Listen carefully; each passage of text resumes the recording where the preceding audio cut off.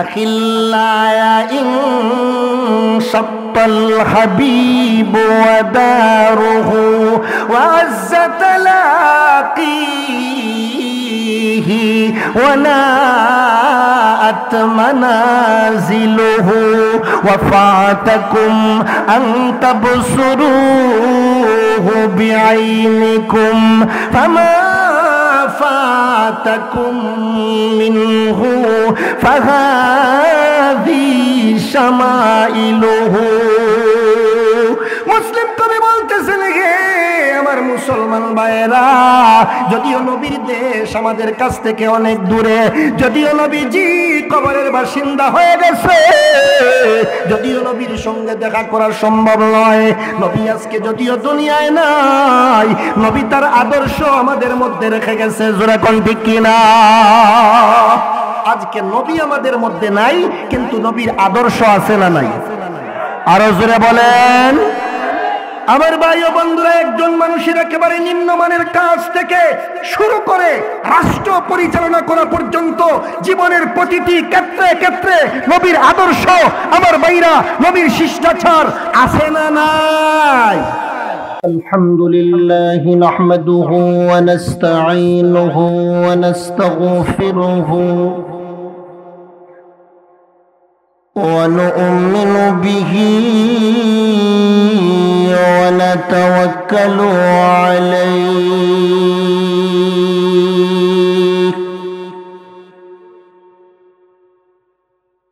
ونعوذ بالله من شرور أنفسنا ومن سيئات أعمالنا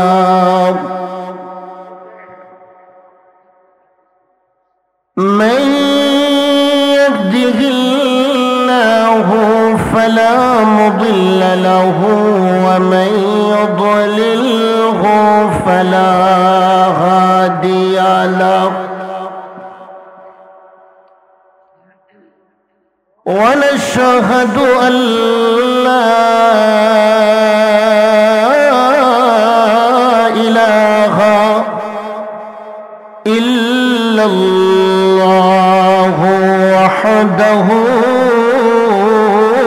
لا شريك له ونشهد أن سيدنا وسندنا وشفيعنا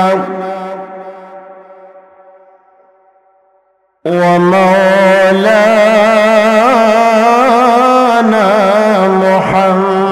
محمدا عبد الله ورسوله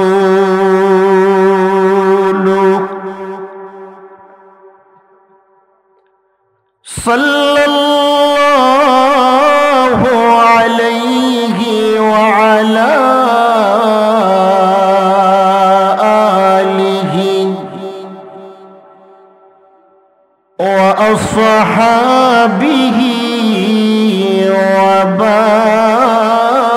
وبارك وسلم.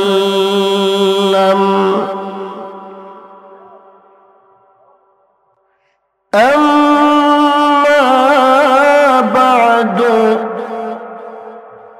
فقد قال الله تعالى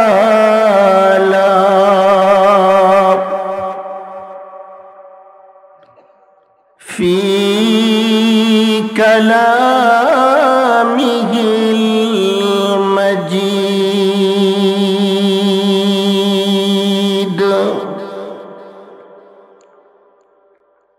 وفي فرقانه الحميد.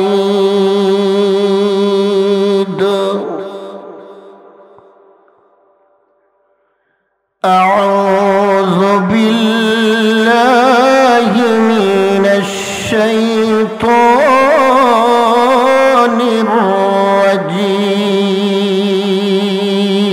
الرجيم.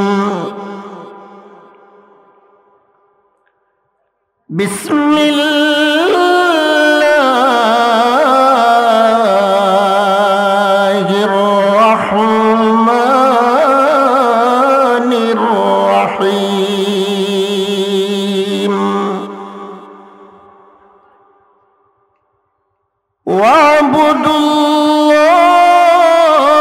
ওয়াবুদুল্লাহা ওয়া লা তুশরিকু বিহি শাইআ ওয়া বিল ওয়ালিদাইনি ইহসানা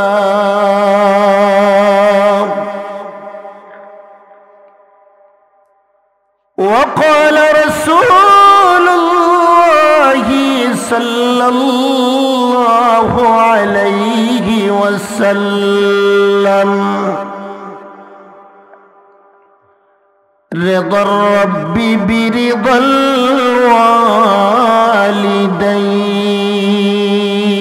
الوالدين وسخط الرب بسخط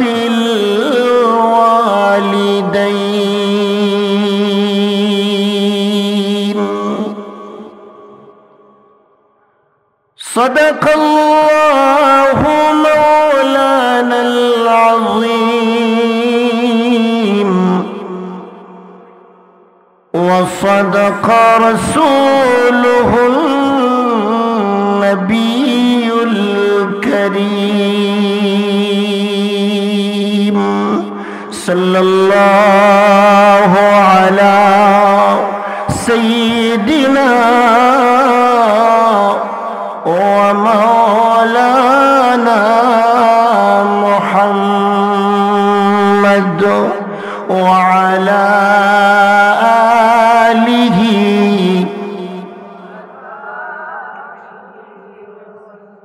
صلى الله على سيدنا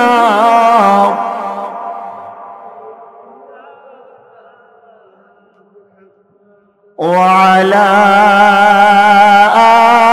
آله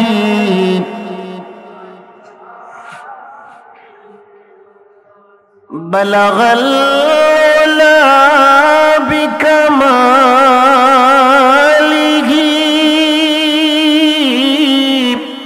كشف الدجى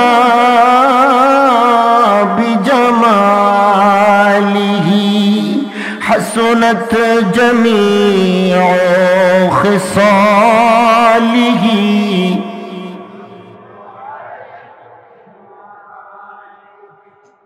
تمنى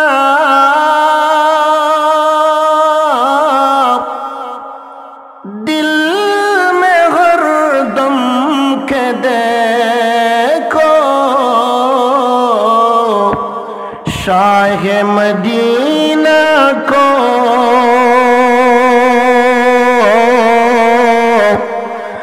रखो कश्ती के उठो मैं चले जाओ मदीना बलगल उला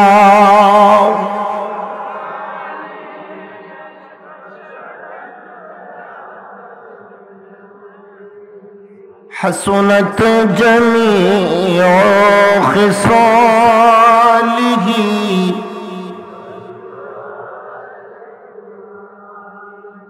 जिक्र करें ला इलाहा इल्लल्लाह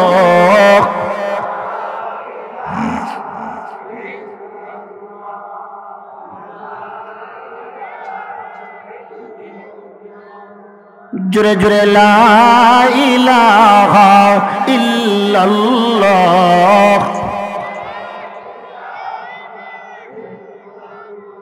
जिक्र खुदा से कर दिल रोशन उक़बा होगी तेरा ज़मन जिक्र खुदा से कर दिल रोशन उक़बा होगी तेरा समन जिक्र खुदा से दूर हो जाए जिंदगी की गम व हुज़न ला इलाहा इल्लल्लाह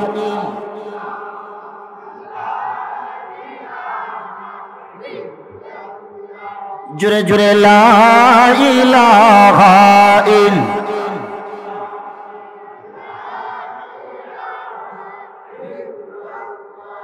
अरो जुरे ला इलाहा इल्लल्लाह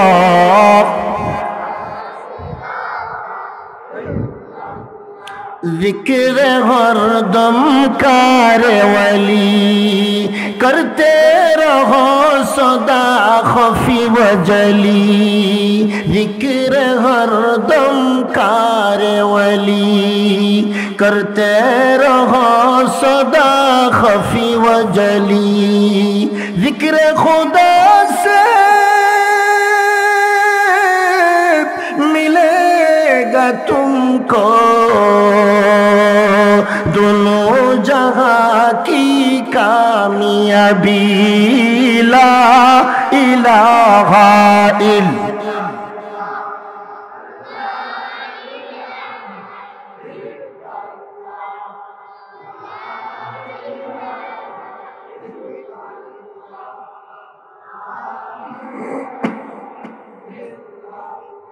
ला इलाहा इल्लल्लाह मुहम्मदुर रसूलुल्लाह सल्लल्लाहु अलैहि वसल्लम सुलेमानपुर जामे मस्जिदेर उद्योगे आयोजित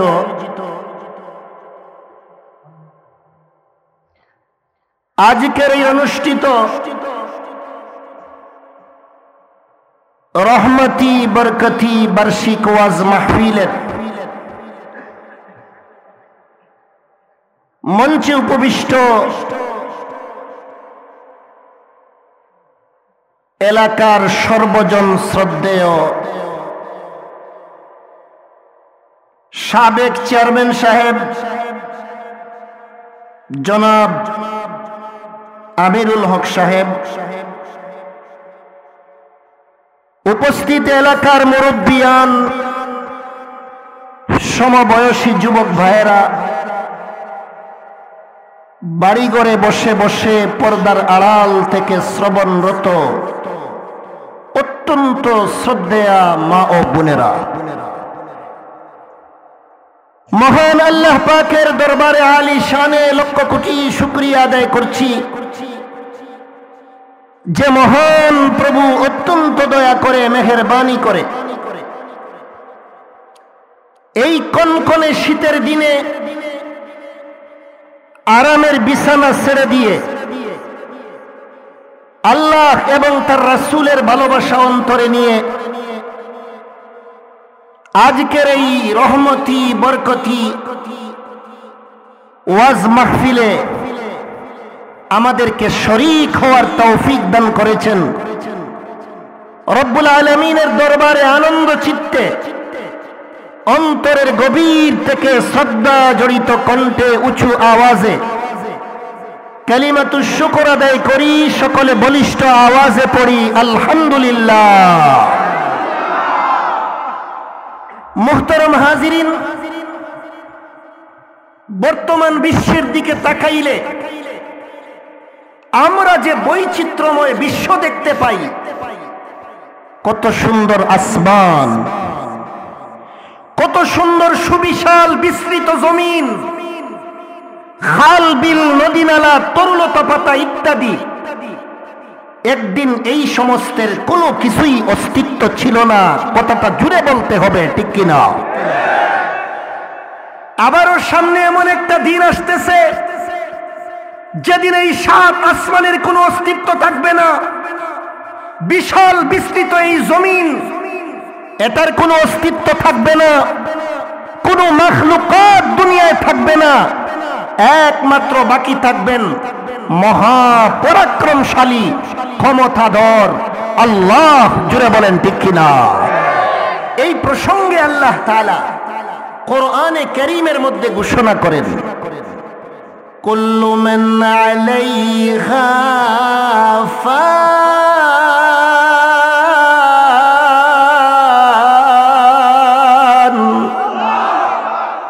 হে জগতের মানুষ, লক্ষ্য করে শুনো, জগতে তোমরা যা দেখতে পাও অথবা না দেখতে পাও, আমি আল্লাহ জগতে যত মাখলুকাত সৃষ্টি করেছি সবগুলো মাখলুকাত একদিন ধ্বংস হয়ে যাবে।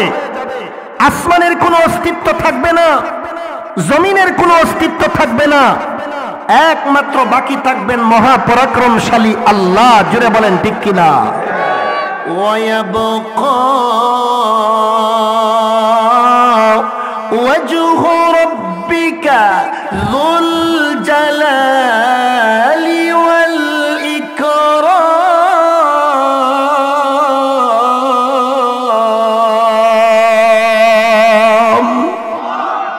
আল্লাহ রাব্বুল আলামিন বলেন, একমাত্র সম্মানের মালিক মহাপরাক্রমশালী ইজ্জতওয়ালা আল্লাহই বাকি থাকবে। জোরে কোন ঠিক কিনা?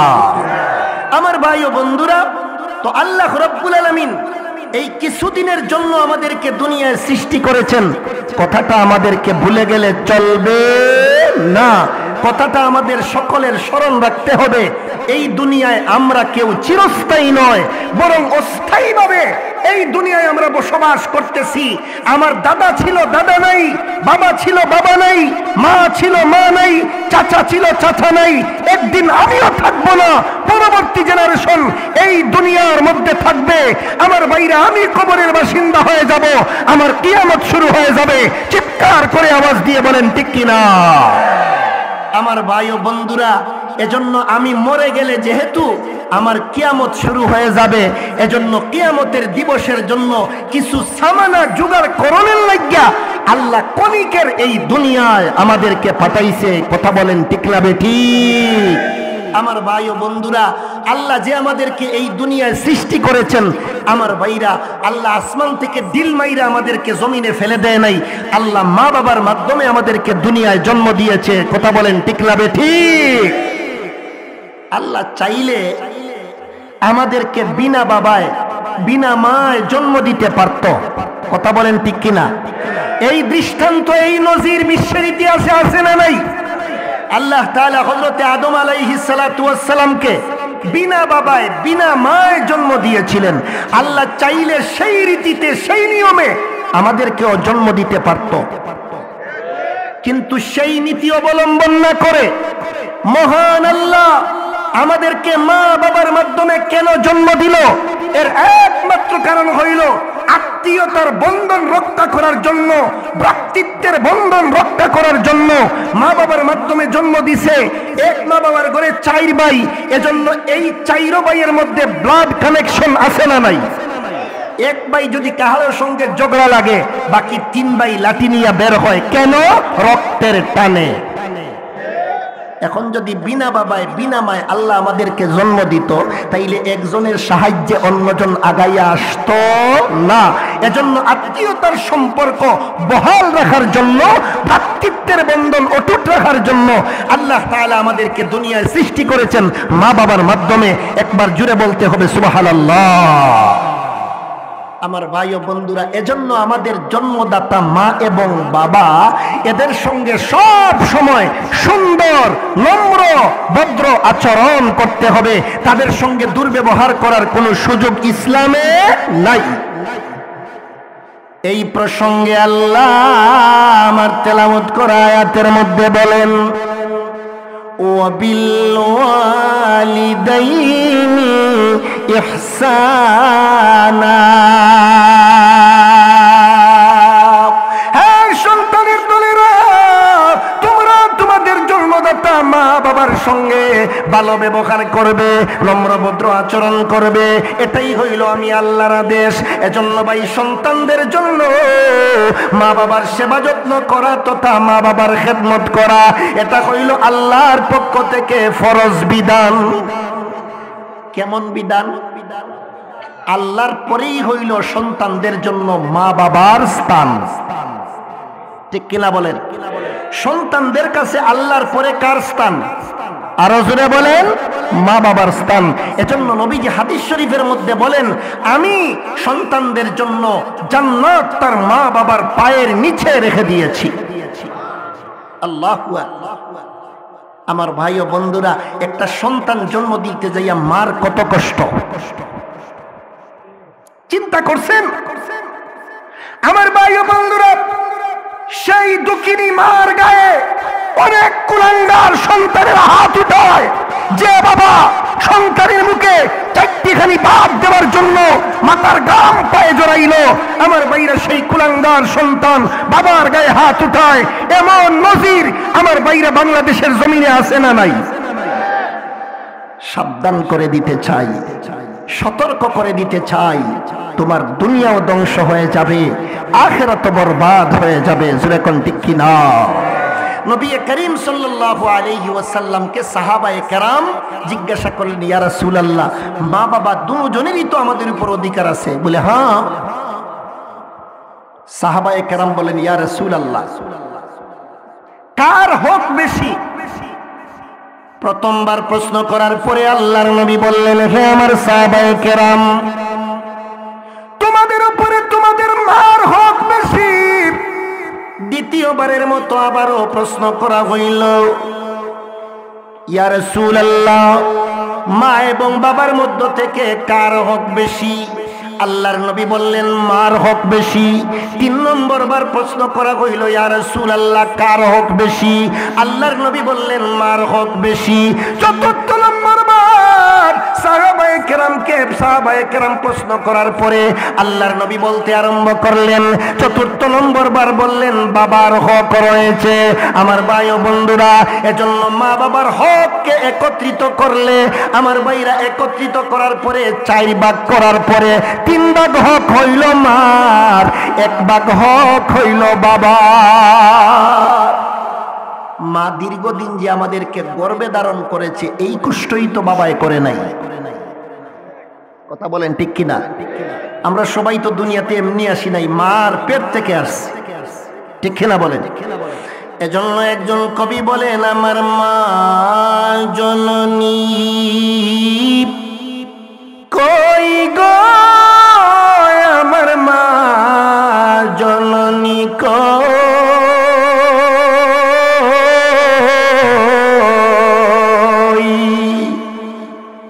যে মায়ের খুশিতে প্রভুর আরশ খুশি হয়, যে মায়ের পেটেতে ছিলাম রেহমের ভিতর,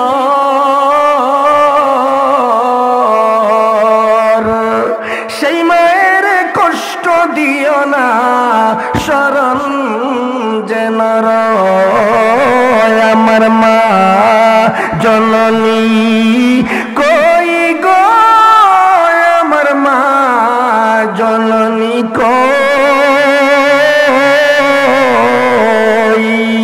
যে মায়ের খুশিতে আমার আল্লাহ খুশি হয়।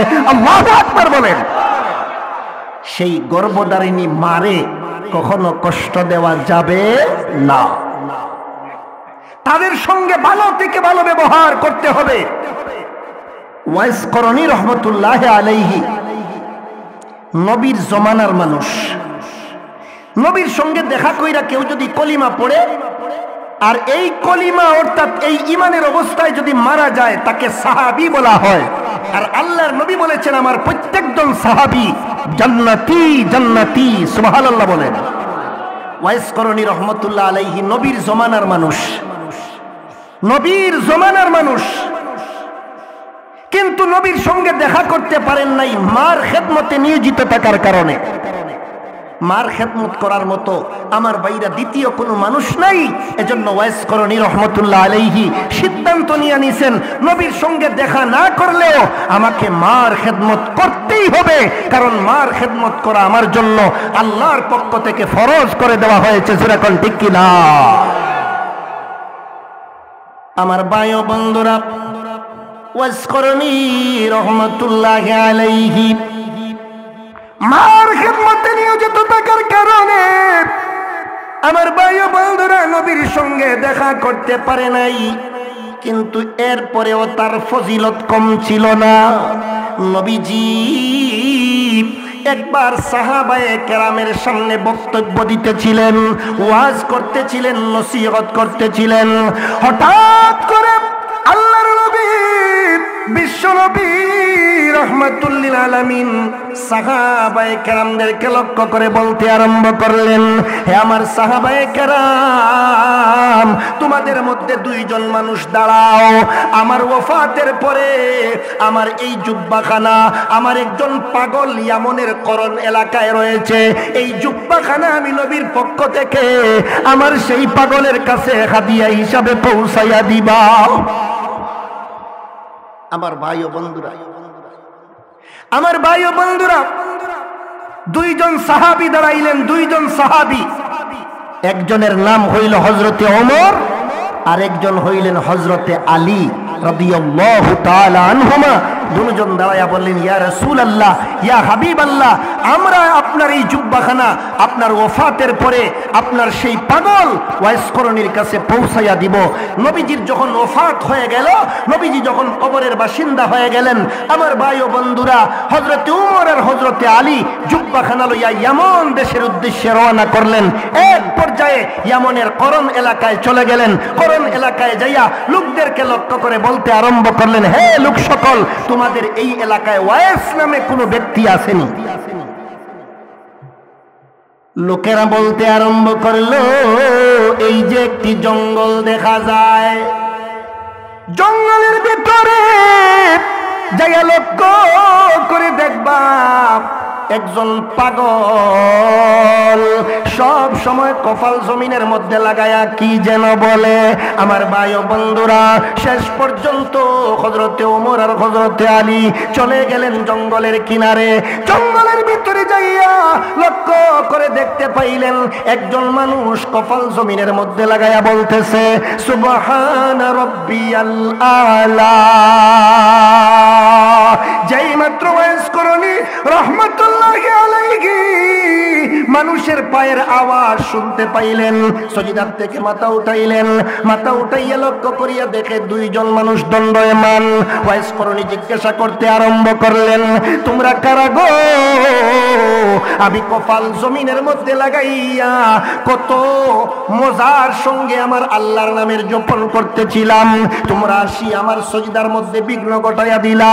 হযরতে ওমর আর হযরতে আলী বলতে আরম্ভ করলাম, আমরা হইলাম নবীর সাহাবী, আমার নাম হইল ওমর, আমার নাম হইল আলী। আমার ভাই ও বন্ধুরা, দুজন সাহাবী ওয়াইস করণীকে লক্ষ্য করে বলতে আরম্ভ করলেন, এই নাও নবীর জুব্বা, নবীজি ওফাতের আগে এই জুব্বাখানা তোমাকে হাদিয়া দিয়া গেছে।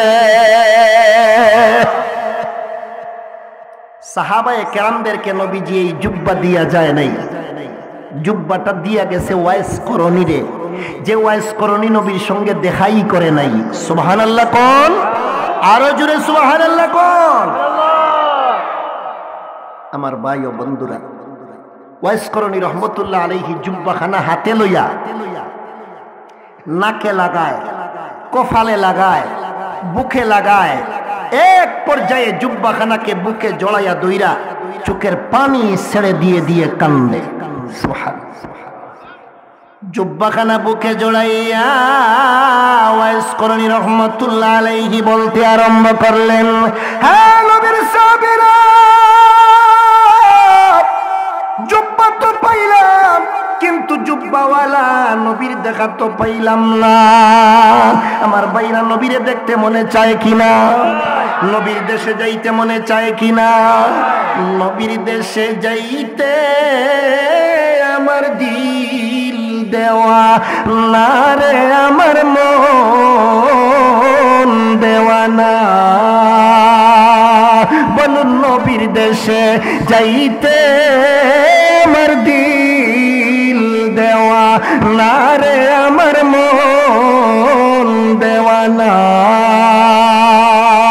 ও মুসলমান ভাই বন্ধুরা, ওয়াইস করিম রাহমাতুল্লাহি আলাইহি জুব্বাখানাকে বুকে জড়াইয়া চোখের পানি ছেড়ে দিয়ে দিয়ে কান্দে আর কয়, জুব্বা তো পাইলাম কিন্তু জুব্বাওয়ালা নবীর দেখা পাইলাম না। সাহাবায়ে কেরামদেরকে লক্ষ্য করে ওয়াইস করিম রাহমাতুল্লাহি আলাইহি বলতে আরম্ভ করলেন, হ্যাঁ নবীর সাহাবীরা, তোমরা কত সৌভাগ্যবান, তোমরা নবীর পিছনে নামাজ পড়েছো, আল্লাহর নবীর সামনে বসে বসে নবীর জুবান থেকে ওয়াজ নসিহত শুনেছো। তোমরা কত সৌভাগ্যবান, নবীর সঙ্গে জিহাদের ময়দানে যুদ্ধ করেছো। আমি বড় কপাল পোড়া রে, নবীর জমানার মানুষ হওয়ার পরেও আমার নবীর নুরানি চেহারা দেখতে পারলাম না। নবীজি বলেন, কেউ যদি ঈমানের অবস্থায় আমাকে দেখে, আমার ভাই ও বন্ধুরা, কেউ যদি নবীরে দেখে আমার ভাইরা ঈমানের অবস্থায়, আর এই ঈমানের অবস্থায় যদি মারা যায়, আমার ভাইরা কই যাইব বলেন? আরো জোরে বলেন, আরো জোরে বলেন। স্বপ্নে যদি কেউ নবীরে দেখে আমার ভাই ও বন্ধুরা, তার জন্য জাহান্নাম হারাম। চিন্তা করছেন কেন? স্বপ্নের ভিতরেও শয়তানের নবীর রূপ ধরতে পারে না। সুবহানাল্লাহ বলেন। আল্লাহর রূপ ধরার চেষ্টা করতে পারে শয়তানে, কিন্তু নবীর রূপ ধরার চেষ্টা করতে পারে না। এটা আল্লাহ বরদাস্ত করতে পারে না। সুবহানাল্লাহ জুড়ে বলেন, জুড়ে বলেন আল্লাহু আকবার। ও মুসলমান ভাই ও বন্ধুরা, হযরতে ওমর আর হযরতে আলী ওয়াইস করণীকে লক্ষ্য করে বলতে আরম্ভ করলেন, হে নবী প্রেমিক ওয়াইস করণী, তুমি নিজেকে নিজে কপাল পোড়া মনে করতেছো, নবীর সঙ্গে দেখা করতে পারো নাই। আমরা নবীর সাহাবী, আমরা তোমাকে সান্ত্বনা দেওয়ার জন্য বলতেছি। হ্যাঁ ওয়াইস করণী, নবীর সঙ্গে দেখা না করলে কি হবে রে? এরপরেও তোমার সম্মান মান মর্যাদা কম নয়।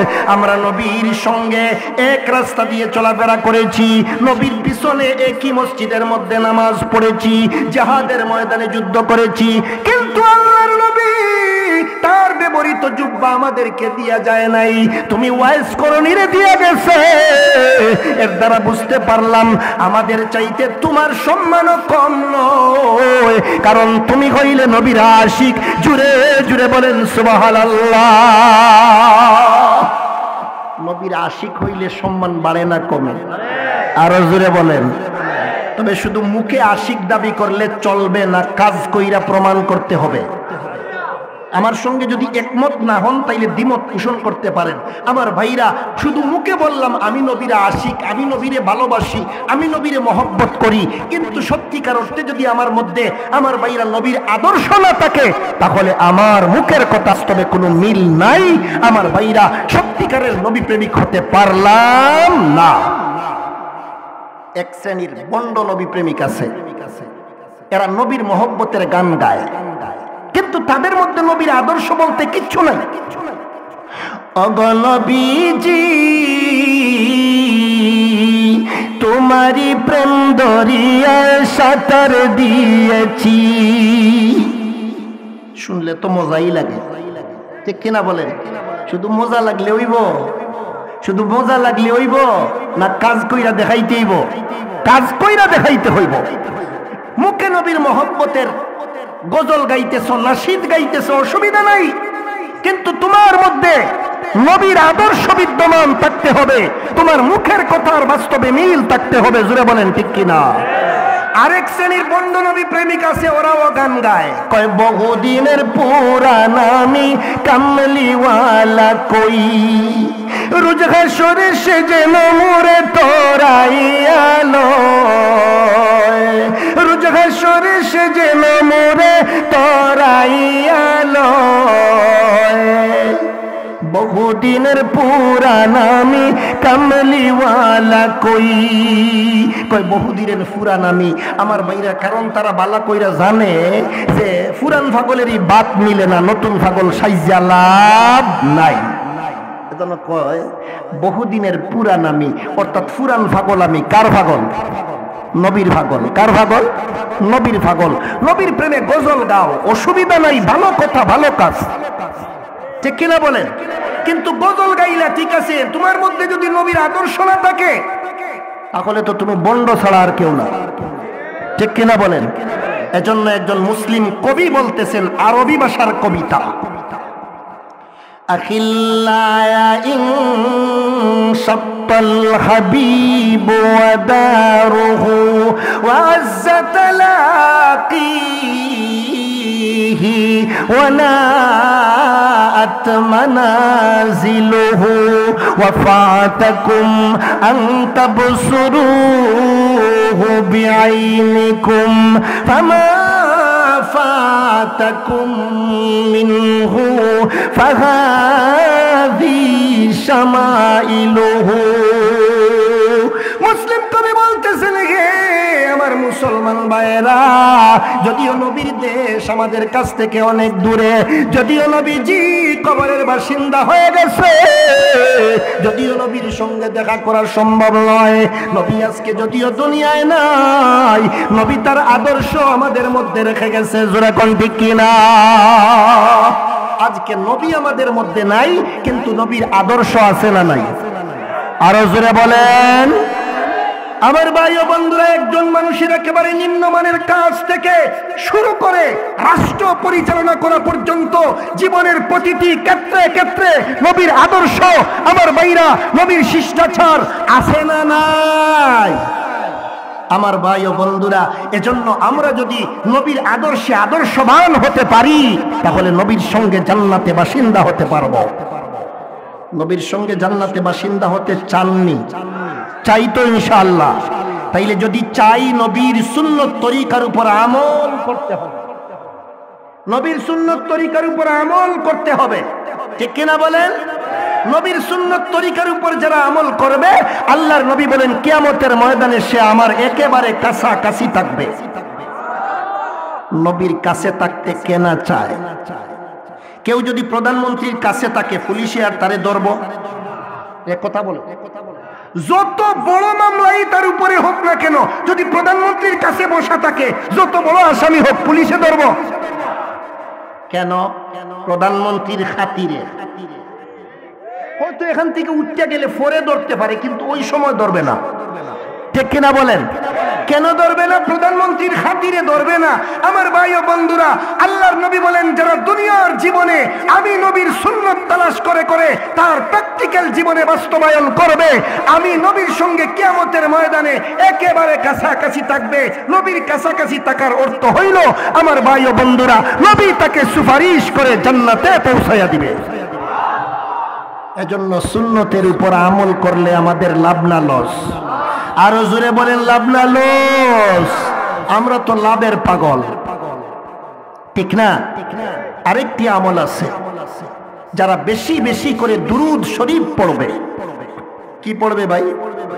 আরো জোরে বলেন।